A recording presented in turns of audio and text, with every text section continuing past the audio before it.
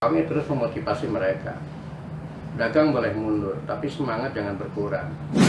Mereka itu bukan mau ke Bandung, mau ke Pasar Baru. Kebetulan, Pasar Barunya ada di Bandung.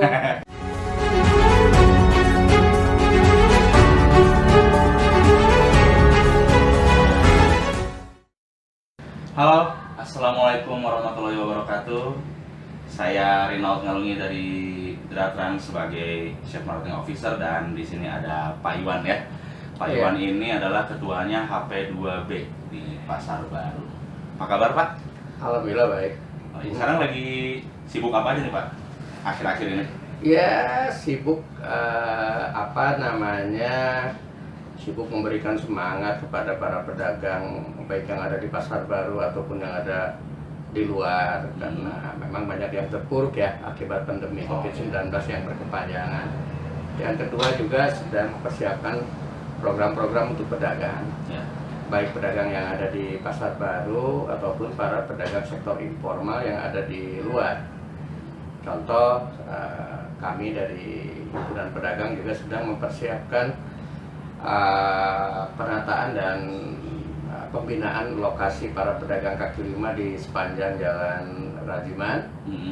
Lalu juga sedang mempersiapkan konsep-konsep penataan dan pembinaan para pedagang yang ada di Jalan Jenderal Sudirman, Kota Bandung. Itu program-programnya berarti itu salah satu programnya ya Pak? Ya.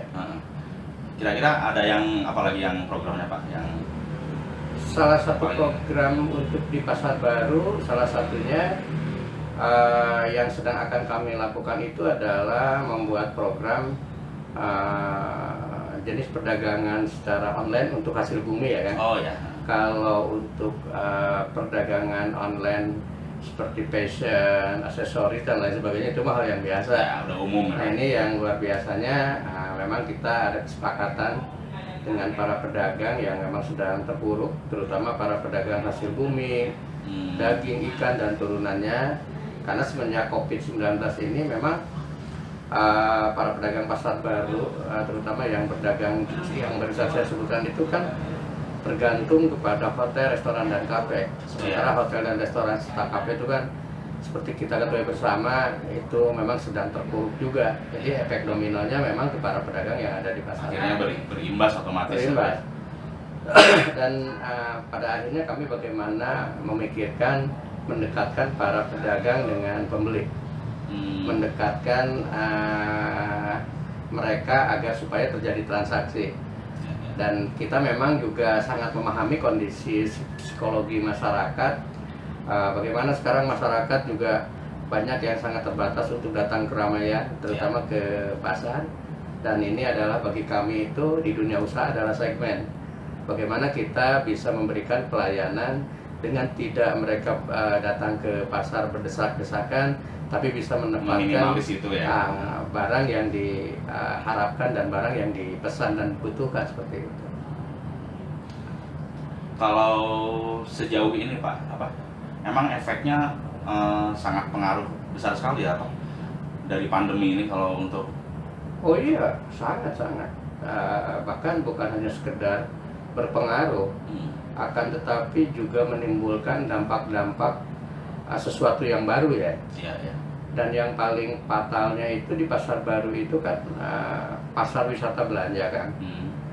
Sehingga ketika terjadi pandemi sejak PSBB tahap 1 sampai berapa, lalu diulang lagi ada PPKM darurat level sekian sampai sekian. Ini dampaknya sangat luar biasa untuk para pedagang di Pasar Baru. Bahkan jujur saja, dari 4.200 ruang dagang tempat dagang di Pasar Baru, itu hampir 50-60% itu memang sudah tutup, tidak kuat berdagang. Entah mereka bangkrut atau entah mereka menunggu pasar untuk ramai kembali. Ada juga yang wait and see, tapi perkiraan saya memang sudah banyak yang gulung tikar kan akibat pandemi ini, seperti itu.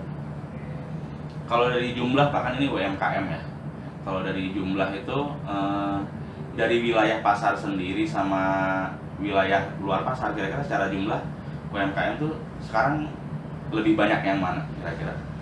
UMKM yang ada di luar, terutama para pedagang sektor informal, para pedagang PKL, ini justru daya tahannya itu terhadap pandemi ini sangat Lebih kuat, luar ya? biasa. Ya, ya. Seperti ketahui juga bahwa ketika terjadi krisis moneter pada tahun 98 yang lalu, itu salah satu jenis usaha yang kuat menghadapi krisis yang maha hebat itu adalah para pedagang sektor informal kan. Ya, ya. Gitu. Jadi ini di luar juga ketika terjadi pandemi ya alhamdulillah mereka bukan tidak terpengaruh, berpengaruh, sangat berpengaruh. Akan tetapi mereka ini memang jenis pelaku-pelaku usaha yang memang tangguh, yang memang tahan gempa, tahan pandemi dan lain sebagainya, dan mereka masih eksistensinya ya sangat luar biasa sampai detik ini kan. Kira-kira untuk mengatasi solusi itu dari sisi mungkin ada pengedukasian atau apa gitu? Oh jelas, kami tidak henti-hentinya memberikan edukasi kepada para pedagang, baik yang di luar ataupun yang ada di dalam pasar baru. Kami terus memotivasi mereka. Dagang boleh mundur, tapi semangat jangan berkurang. Karena juga seperti diketahui bahwa pasar baru ini terpuruk oleh pandemi itu memang di antara 35 pasar yang ada di Kota Bandung, itu pasar baru yang paling kena dampak pandemi kan. Karena memang harus diakui bahwa pasar baru ini bagaimana tidak terkena dampak yang biasanya misalnya berdagang oleh haji dan perlengkapan haji, karena keberangkatan ibadah haji dan umroh ke Arab Saudi tidak diselenggarakan selama 2 tahun terakhir, otomatis ratusan para pedagang oleh haji dan perlengkapan haji ini tidak laku kan, bahkan banyak yang dibuang, yang expired. Yang kedua, ketika terjadi sistem pembelajaran dengan sistem daring tidak bertatap muka, itu para pedagang seragam, tas, sepatu yang jumlahnya ribuan di pasar baru itu sangat terdampak kan. Nah, alhamdulillah setelah ada kebijakan dari pemerintah pusat dan daerah bahwa belajar sistem tatap muka sudah dimulai meskipun waktunya masih terbatas, ini sudah ada sedikit bernafas.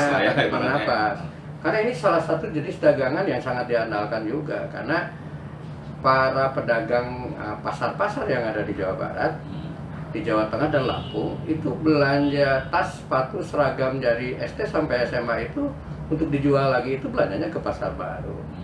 Lalu yang ketiga juga alhamdulillah sekarang sudah mulai ada kebijakan PPKM level sudah semakin berkurang, sehingga untuk hajatan dan pesta pun kan sekarang sudah bisa dibolehkan, sehingga para pedagang yang jumlahnya ratusan yang berdagang aksesoris hajatan, baju pengantin, cenderamata hajatan, sekarang juga sudah bisa bernapas lega.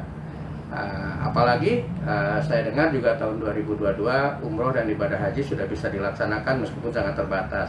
Ini sangat berpengaruh terhadap pasar baru. Lalu yang keempat, pasar baru ini kan pasar wisata belanja kan, bukan hanya sekedar pasar tempat belanja, tapi tempat wisata belanja gitu kan. Ada embel-embel wisatanya. Sehingga jangan heran kalau akhir pekan atau hari Minggu atau hari libur, pasar baru ini tingkat kunjungannya itu sangat luar biasa, naiknya signifikan, lebih ramai. Dan seperti diketahui bahwa pasar baru ini sebetulnya para konsumen yang berdatang itu yang dari Kota Bandung dan Bandung Raya itu paling sekitar 20-30%. Nah sisanya itu dari luar kota, luar pulau, bahkan luar negeri. Sehingga dengan adanya herd immunity yang sudah mulai terpenuhi dengan vaksinasi, lalu juga tingkat pandemi juga semakin jauh menurun. Nah ini mudah-mudahan bukan hanya di Indonesia, tapi negara tetangga kita seperti Malaysia, Singapura, Brunei juga mudah-mudahan kondisinya sama dengan kita, sehingga travel warning kunjungan ke Indonesia ataupun sebaliknya itu bisa dicabut, sehingga para pengunjung yang biasa datang dari luar negeri ke pasar baru, baik dari Malaysia, Singapura, dan Brunei, itu bisa datang lagi. Sehingga kalau itu bisa terjadi, dimungkinkan tingkat kunjungan akan mendekati normal seperti itu kan. Berarti keadaan pasar baru ibaratnya pada saat normal dulu itu berarti banyak pengunjung dari luar negeri juga ya Pak ya? Oh iya, banyak ya? Terutama dari Malaysia itu sehari bisa sampai 500 sampai 1000 orang yang datang ke pasar baru. Mereka itu bukan mau ke Bandung, mau ke Pasar Baru kebetulan. Pasar Baru